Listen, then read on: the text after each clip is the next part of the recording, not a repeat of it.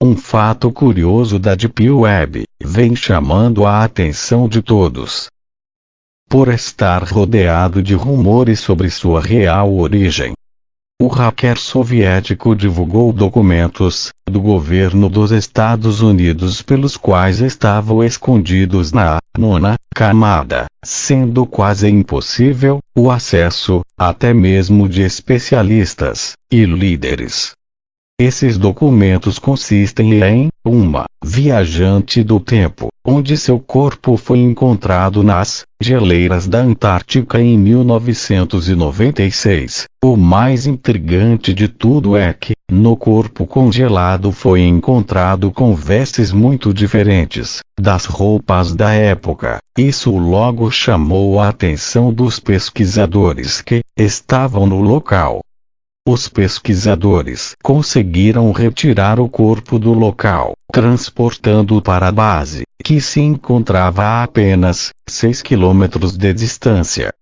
Nas instalações da base, eles analisaram o corpo e constataram ser de uma mulher que aparentava ter de 25 a 30 anos de idade. Em suas roupas foram encontrados um mapa e um diário, ambos bem preservados. Até então os pesquisadores não tinham a dimensão do que estava por vir. Todos se espantaram quando em seu diário a última anotação era de um ponto da Antártica que deveria ser assinalado para nunca escavarem. E o mais assustador foi a data que havia no diário. Era do ano de 2832. Para ser mais exato, a data era de 19 de outubro de 2832.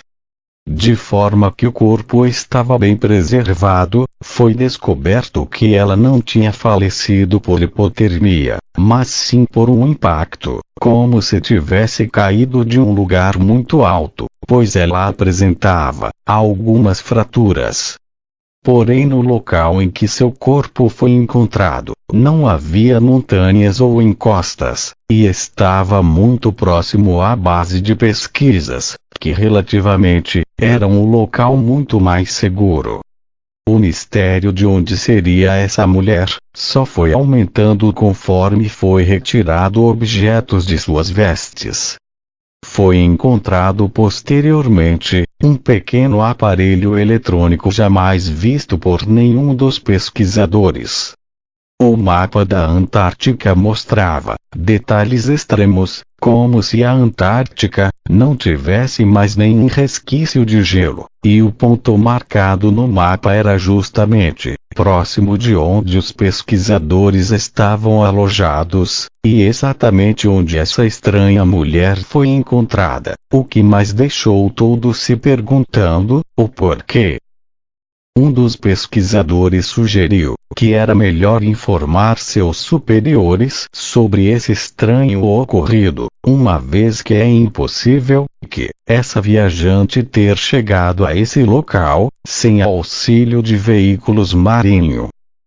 Seguindo a sugestão, todos concordaram em chamar o chefe da expedição. Ao lhe contactar o chefe da expedição, foi dada a ordem para todos da expedição que não tocasse em mais nada enquanto ele não chegasse no local. Todos seguiram a ordem. O corpo foi colocado em um local de resfriamento, para que ele se mantesse conservado, pois a chegada do comandante seria de 2 dias. Naqueles 2 dias, nada aconteceu, os trabalhos foram executados de forma normal. Após 2 dias o chefe da expedição chega até o local, mas não sozinho, estava acompanhado de 3 homens e uma mulher, nada de anormal, devido às circunstâncias. Todos imaginaram que seriam médicos peritos, mas não eram médicos, eram pessoas estranhas. Apenas conversavam baixo, quase que sussurrando. Eles ordenaram que a expedição iria se encerrar, e ninguém mais iria fazer pesquisas no local. Todos os pesquisadores da expedição ficaram confusos, mas ninguém questionou. O corpo da mulher foi preparado para ser levado para uma perícia, os pertences foram levados à parte para testes. Todos os pesquisadores foram dispensados do local e partiram para suas cidades, não antes de serem avisados que nada daquilo tinha acontecido. Eles entenderam o recado e partiram. Segundo o soviético, o corpo havia sido levado para uma área de estudos, chamada de área IA, que, se seguirmos a cronológica, a letra I representa o número 5 e a letra A representa o número 1. Desta forma fica confirmado que o corpo e seus pertences estavam na área 51. Toda a informação a seguir foi retirada do diário da viajante. Seu diário dizia que muitos teriam suas missões importantes, mas a dela era de matar todos que se aproximasse de um ponto específico da Antártica. Pois ali estaria uma das maiores ameaças da humanidade. Eles a chamavam de bactéria alienígena. Essa bactéria teria sido descoberta acidentalmente em 1996, quando uma equipe de pesquisadores perfurou a geleira com mais de 4 quilômetros de profundidade. A bactéria teria sido catalogada apenas como uma espécie nova e inofensiva à saúde humana. Mas no ano 2458, a bactéria, como muitas outras, foram novamente estudadas e nisso foi descoberto que a bactéria era mutante. Ela de alguma forma conseguia transformar tudo em alimento e se multiplicava rapidamente. O futuro não era como imaginava. Não tivemos uma terceira guerra, não tivemos muitos avanços tecnológicos, não convivemos com alienígenas, não temos máquinas inteligentes. As muitas doenças simples sofreram mutações. E a maior guerra vivida dia após dia era os recursos naturais. Um simples copo de água era de alto valor. O ar era carregado de poluição. Segundo o diário, estavam vivendo o fim dos tempos. Mas seu maior inimigo era a bactéria alienígena. No diário não foi explicado como foi possível a viagem no tempo, mas diz que nunca nenhum viajante retornou dessas missões, por isso ninguém sabe se funciona, e pouco se arrisca a fazer isso, uma vez que se mudar algo no passado ninguém saberá, ou se lembrará no futuro.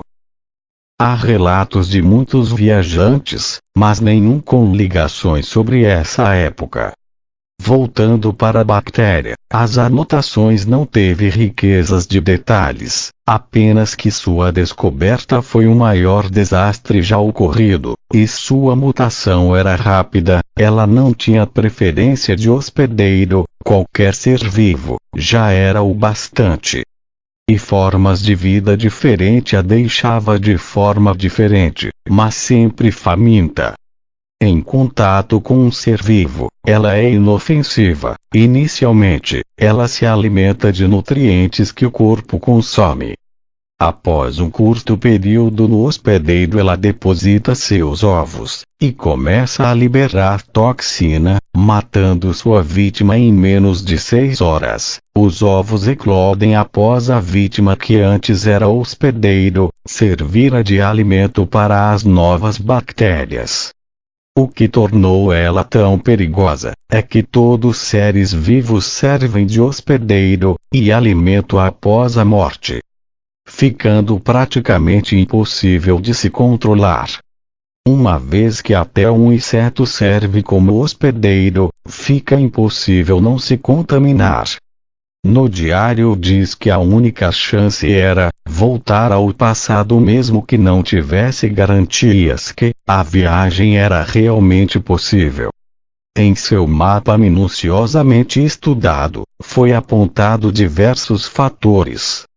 O que chamou mais atenção foi a ausência de gelo nos polos, com desenhos detalhados dos locais e marcações, que hoje não temos acesso.